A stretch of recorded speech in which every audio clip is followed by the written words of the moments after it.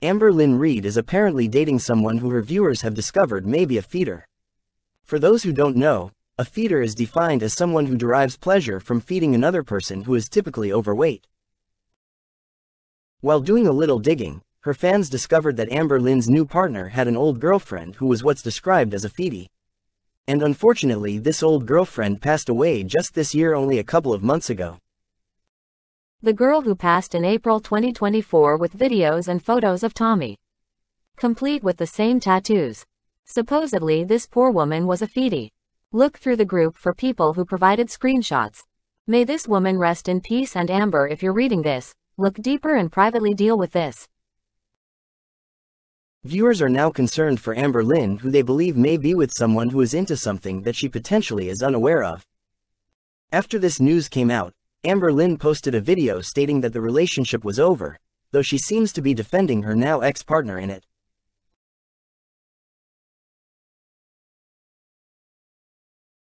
Because of this, me and now my ex, we are not together anymore, and this has left her like debilitated. Like literally, like her mental health has gone down so much. Like she's literally one of the greatest people, and it's like to see people say things that are not true at all, like it's not surprising. That's literally what people do. That's what they've done my whole freaking YouTube career. And for these people to act like they care about me now, yes, I know there are thousands of you who love me and support me and want to see me happy, and I appreciate those messages. Like, you guys have no idea, like I feel it. But all of these people who act like they care about me and they're worried about me, bull. Like, you guys have never wanted to see me happy. There are so many of you who love to see me miserable, and you're getting that. You won again. You literally won again.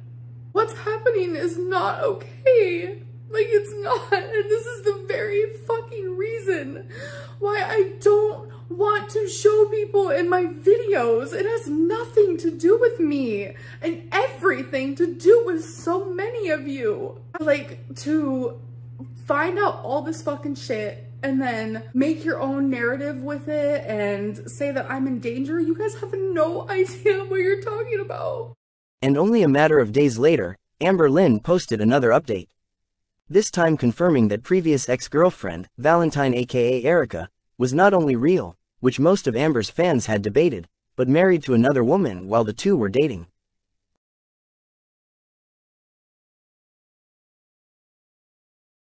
So many of you thought Valentine was fake. That was the biggest thing. Valentine isn't real. Valentine isn't real. And I accepted it for what it was. I was like, they don't want to believe me, that's fine. Valentine's name is Erica, and Erica had a wife. I'm about to reveal screenshots that I could find because this is the only way that I'm gonna prove it. Here is me not making time for my friends because I am literally always giving every single part of me to Erica. You guys know I struggle with BPD. So one of those things is when I get into a relationship, my partner literally consumes me, whether they try to or not. Do you guys remember that night when my mom stayed the night with me and we colored like children and people were like, oh my God, they're such children. Yeah, that was when I was breaking up with Erica. Here's my friend Alexis just being Alexis. And to top it all off, here's a screenshot of me telling Alexis that Erica's wife called me while I was at a birthday party. Remember that birthday party I went to when I was outside? It was super hot, it was at a park. It was that day. If I can prove that Valentine isn't someone that you guys think it is, there's your proof. So that was Amber's side of the story. But the full extent of this relationship has now been revealed by Erica and her wife when they disclosed everything in a series of voice notes. This is Erica. I do want to say how this all started was me and Brittany were sitting in bed and we saw one of Amber Lynn's posts talking about masculine women. And Brittany looked at me and I looked at her and I was like, what if I messaged her? Right? So our first message was, I was like, I think I said like masculine women ? Or something like that. And she messaged me back And we were messaging for a while, back and forth, just like talking. And then, of course, it started becoming a problem, between Brittany and I, because I was like, apparently, I guess her true colors were showing, whatever. She did ask if I was with anyone, and so I had talked to Brittany, and I was like, what should I tell her? And Brittany was like, tell her that, like, we're still technically married, but that, you know, we aren't, like, technically together, but we're, like, by law still married. We kind of just, like, started talking more and more and more, and then, you know, my wife was like, hey, you know, I don't want you talking to her anymore. So there was a time where we didn't talk, but shortly after did start talking again. So we kept talking. She started becoming really possessive. She started, you know, talking about Brittany, how I always choose her first, and that I won't be her girlfriend, and I wouldn't choose her. And so on, I think it was like Valentine's Day or whatever, she was giving me a hard time about it, and it more so felt forced, and that was through text. So if she tries to show those texts, you'll see that that was a forced agreement for me and her to be in a relationship. And so I was like, so what would this relationship be? And she was like, just more loyal, more communication, blah, blah, blah. And I was like, okay, I can deal with that, you know, whatever. And that was where it came about. And I will say that woman is a professional. There was times where I was like questioning my reality, like what the fuck is going on, because of the things that we would talk about. Yeah, that was the gist of our relationship. We FaceTimed, we talked, we sent pictures, whatever. She knew where I was. She asked where I was going. She was always questioning me. She would ask me, when was the last time I kissed my wife? I need to tell her every time I kiss my wife. I need to tell her every time I have sex with my wife. Because she eventually found out that me and my wife were not, like, technically married, that we were married and we did have an active relationship, and that we have been together for a long time, and that we were, you know, affectionate, you know, everything like that. And she was upset about it, of course, but, you know, she forgave me. June 9th. I'm sitting, you know, this is the time frame where I'm kind of like trying to push Amberlynn away, like, you know, not really talking to her much, I was trying to like let her down easy, and like not being like, okay, we need to end things, because I tried to multiple times, and she would like literally FaceTime me and show her whole face, crying, her makeup. She would send me crazy videos of her and songs and like trying to get my attention, whatever, saying I made her triggered, she has abandonment issues, and, you know, she was begging for me not to end things. And she claims that I was like cheating on her, but she was wanting me to give her information about my sex life with my wife, you know. And of course I didn't tell her every single time. Like I didn't feel like that was necessary at all. But when she would ask, I'd tell her, you know, yeah. So this whole thing is basically, I'm trying to push her away. She's messaging me every day and blah, blah, blah, blah, blah. And like, I tried to make things up to like get her to kind of like back off, whatever. She messaged me on the day my uncle died, and my uncle like died, and I had a mental breakdown in the Taco Bell parking lot, you know, getting food. I'm having a mental breakdown, and I told her like, hey, I just found out my uncle died. Like, I need some time. I needed time. And I told her like, hey, this is a whole ordeal for me. Like, I'm trying to figure things out with the family, figure things out with this, that, and the third. And then she's wondering, she's more concerned about if I miss us, like me and her. She's like, do you miss us? Do you miss me? You know, are we still together? And I'm like, I don't think that, you know, we should do this anymore. Basically, like, I did give her the whole spiel, like, oh yeah, you know, this isn't right. You know, you don't deserve this. And, you know, no one else deserves this. She said, okay, friends it is. So I don't know who broke up with who. I basically told her, like, I couldn't like do this anymore. And so she's saying that she broke up with me. That's fine. She can say whatever she wants, but I wanted to get my story out to you at least. June 15th, we were talking, and, you know, that's whenever things ended. June 9th was when my uncle died. So June 15th, whatever, we broke up. So she keeps messaging me every day for like the next week. This is kind of like where, you know, the truth came out, and Brittany like was like, who are you talking to? And I told her, I said, you know, Amberlynn won't leave me alone, basically.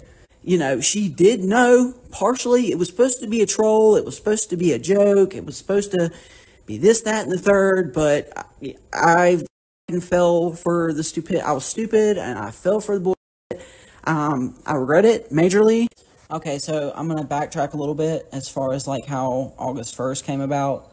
Like whenever the whole like agreement of the relationship happened, she's like, well, we need to meet. You know, and I was like, well, when? And she's like, pick a date. And I didn't pick the date. She ended up picking the date. It was August 1st, of course.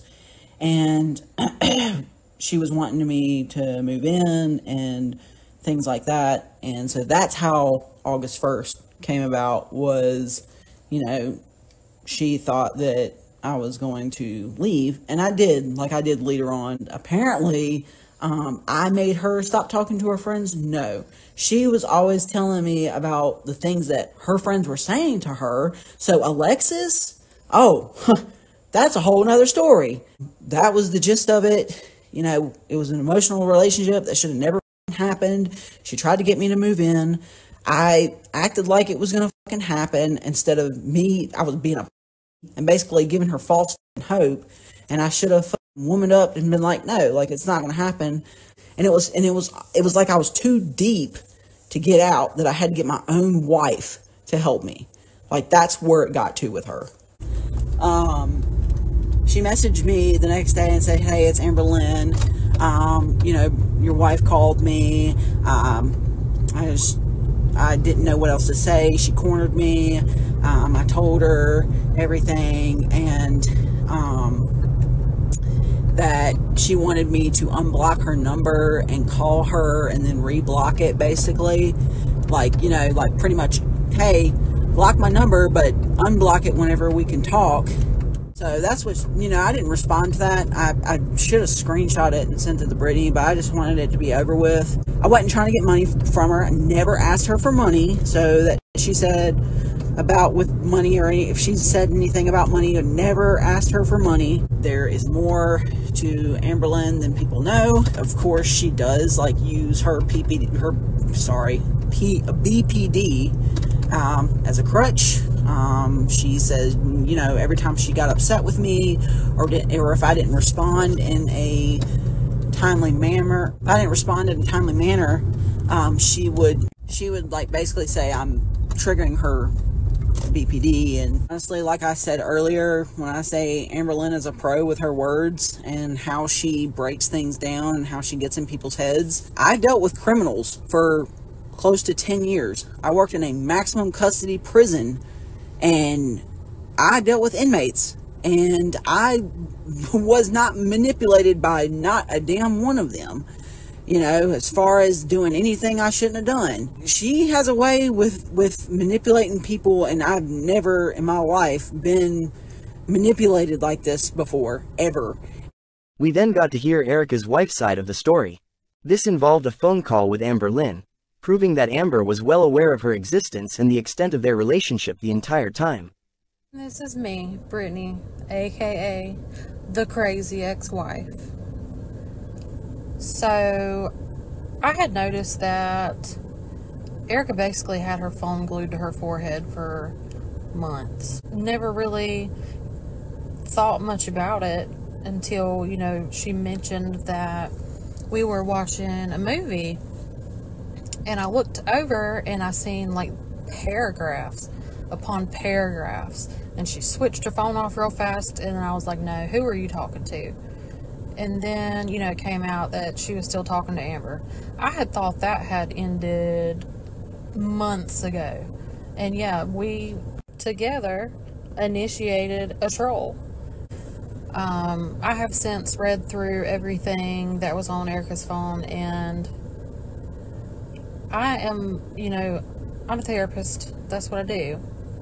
And when I tell you that this is one of the most dangerously manipulative people that I have ever met, Amber Lynn is one of the most dangerously manipulative people I have ever met. So the day I found out, I had called Amber, and I'm like, so how long has this been going on? I didn't tell her who I was. Obviously, I was calling from Erica's phone. She just spilled it. She was crying. I'm like, you know that with all of this stuff that I have, all these texts, all these pictures, you know, this would be a circus for you. Like, I could, like, really make things really difficult for you if I wanted to. But I didn't. So when I found out that Amber Lynn had been trying to contact Erica, I called her, and it was on the 4th of July. And I'm like, what else do I not know? Like, you know, I specifically told you, do not contact. No means no. You know, in the first conversation, she's like, oh, as, you know, as much as, you know, it's, you know, crazy to say, I still want to remain friends with her. Like, are you serious? She knew I was never really an ex. I still lived in the house. She knew about our relationship the whole time, as you'll see when you hear the phone call. And by the way, let me add, I did not harass Amber Lynn. The first phone call, she called me. Well, she thought she was calling Erica, but she was really calling me. And then the only time I even had contact with her was on July 4th. And that is all she has heard from me. And that was from me telling her to leave my wife alone. So I would say, to sum it all up, Amber Lynn had an imaginary relationship with a person that she absolutely did not know. And now she's just using that to make money. Hello? So who reached out to who? Huh? So who reached out to who? What do you mean? Did you reach out to Erica, or did she reach out to you? When? What do you mean when? Like, for the very first time? The last time you spoke to her. The last time I messaged her was just letting her know that, like, you called, and then pretty much just, like, the final goodbye type thing. We don't talk anymore. We haven't talked since the phone call, so. So even after I told you not to contact her again, you still did. Why? Because it was like, I wanted closure, and then not only that, but like, she contacted me, I would say, I don't know, less than a week ago, like upset about some TikTok I posted, and I never responded. I just don't understand, like, you have an entire relationship with somebody you don't know, that you know is married. Like, what do you think is gonna come out of that? Like, that's the part I don't understand. To keep reaching out, like, I don't get it. I didn't keep reaching out. I reached out the one time as a way of, like, a weird closure thing, because she did become, like, a really good friend of mine as well, on top of everything else. I kind of just realized it's not gonna happen. But like, how long did it take you to realize that it's not gonna happen? It took me a long time. The part that's got me up is that A, you knew about me. B, you were looking me up on Instagram. That shit is fucking creepy. Right. I thought that you guys were married for financial reasons, so...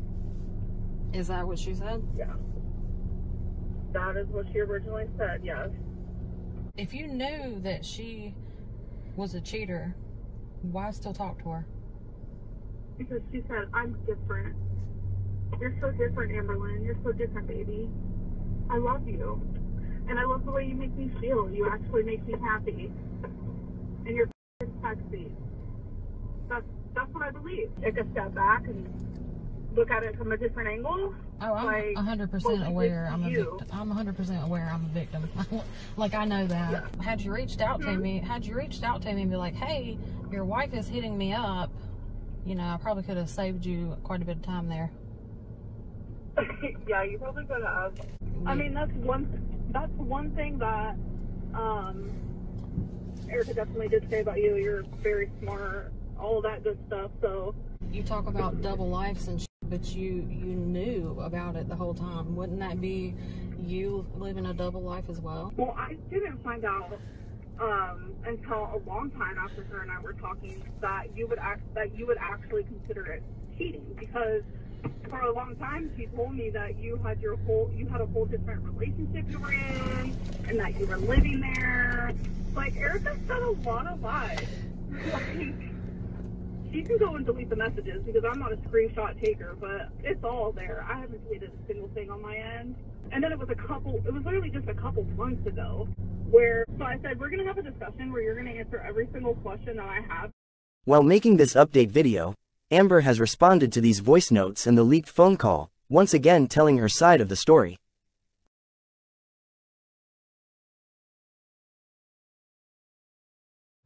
I guess she saw one of my TikToks on Zachary Michael's channel, and because Zachary Michael was talking about my TikToks, like reacting to them, and in one of them I said how I didn't have a type, but I really liked mask and possessive women. And Erica saw that TikTok and she messaged me and said mask and possessive ? We started talking and conversation got serious pretty quickly, in the sense of like she told me a lot about like her past and things with her family, and she just opened up to me really quickly. When me and her first started talking, she told me that she was married, but she was married for financial reasons, and that they were in an open marriage, and that her wife didn't even live with her. Her wife was living with her partner. Me and my wife have an understanding. That was always her like go-to, was me and my wife have an understanding with each other. So she didn't want to explain that understanding to me. I didn't understand it, but I didn't think that Erica and I would get to the level that we got. She would express like how her feelings for me are getting deeper and deeper. So there was one night in particular where I did get drunk. I did. And I was actually on the phone with Alexis, and I was messaging Erica, and I told Erica that I loved her. This was like in December. And that was like the first time that I ever said it, which was freaking crazy, because like the whole time it really was just like a super flirty friendship. But I realized like, wow, Erica really likes me and she wants me to like give her a chance. In Erica's story, she said that we stopped talking for a little bit. Literally the only reason why we stopped talking is because she got mad at me because I actually started communicating more frequently with another girl, and she got upset about that. That's the only reason why we stopped talking, and it was literally only for a few days. And then she came back.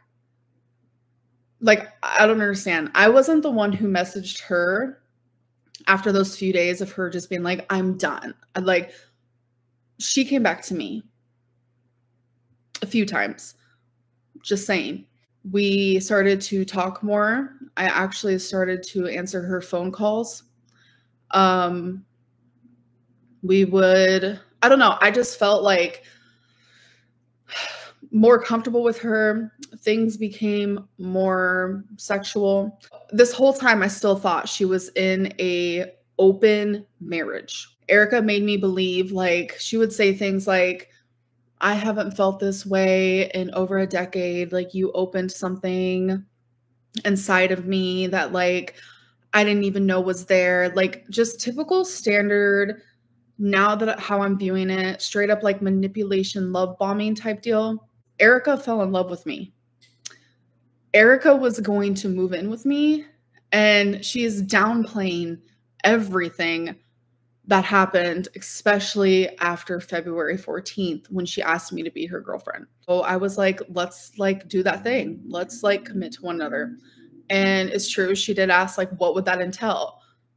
And so I told her like, it's like loyalty, more like communication together and commitment with one another and things like that. And she agreed to it. She's like, yeah, like, do you want to be my girlfriend? And she's saying like how I forced her to be in a relationship with me. That's crazy. That's not the way that I viewed it at all. Erica is a known liar and a known cheater. She has cheated on Brittany multiple times. Like, so many times. And Erica told me everything about their marriage, about all of the times she's cheated. Brittany's a cheater. Their marriage is a mess. Erica's wife moved back in with her. So that did happen, and I was fully aware of that. But again, I still thought they were in this like open relationship, open marriage type thing. Even before Erica asked me to be her girlfriend, I knew that she was once a hater. So Erica and I formed a routine. Every single morning, she would call me and we would talk for hours. And during those phone calls, this is going to be TMI, but this is when our relationship got extremely sexual. I'm telling you, we would have video, I don't know what you guys want to call it, but it was crazy. Oh, it was a lot. It was daily. It was on top of, like, I love you and I can see myself being with you forever. Like, you make me so happy. Like, you are my world. Like, you are my baby. I am obsessed with you. Like, it was very much that. I want to say I will never do revenge porn, like threaten to show that stuff. I heard that Brittany, a therapist might I add, is threatening to show those things of me. Go for it. Go for it. Erica would always give me this spiel of they don't kiss, they don't hug, they don't cuddle, they don't have sex, they don't do anything. Yes, they're in this open marriage, but they're pretty much just like best friends. That's what she gives me. That's what she was giving me. During one of the videos that she sent me of her touching herself, I saw her wife's slipper in her foot right next to Erica. I'm telling you, like touching her leg while Erica was touching herself. And I was like, let me rewatch this video. And I had to like zoom in.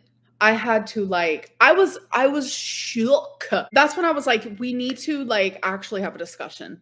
And she said, I'm actually not in an open relationship. I have an actual real marriage, etc., etc. So she told me the truth about everything. And this was, so me and Erica first started talking in September. Didn't even know she was actually married until I'll say like a month later, maybe two, not really sure on the timeline there. But I didn't even find out that like it was a real true marriage until months after, like I would say like 2 months after we started dating. This is where I'm in the wrong. I stayed with Erica when she said that she was in a marriage and that her wife would feel betrayed if she found out. I stayed with her. And Erica's downplaying this whole like, oh, I was telling her I was going to move in, but I really wasn't. Like, we were actually planning things. She was telling me that she was going to write her wife a note, tell her, like, this sounds psycho. This sounds psycho. It really does. I guess we're both crazy, truly. And I'm here to just like, be like, I fucked up because I did. Like, I genuinely know that I did.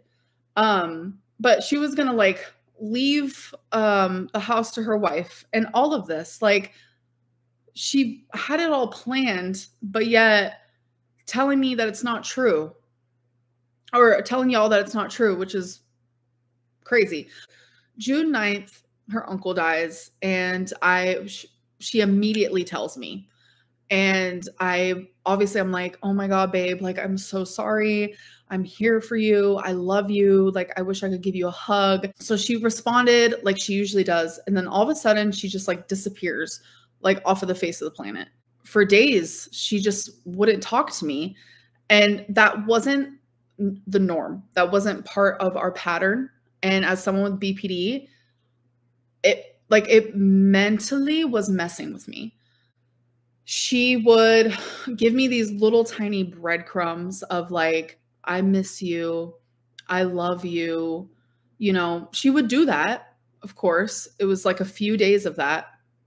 And then we finally, I think she went to the bar, and I don't know like what made her finally like actually talk to me, but we finally had the discussion, and she was saying how like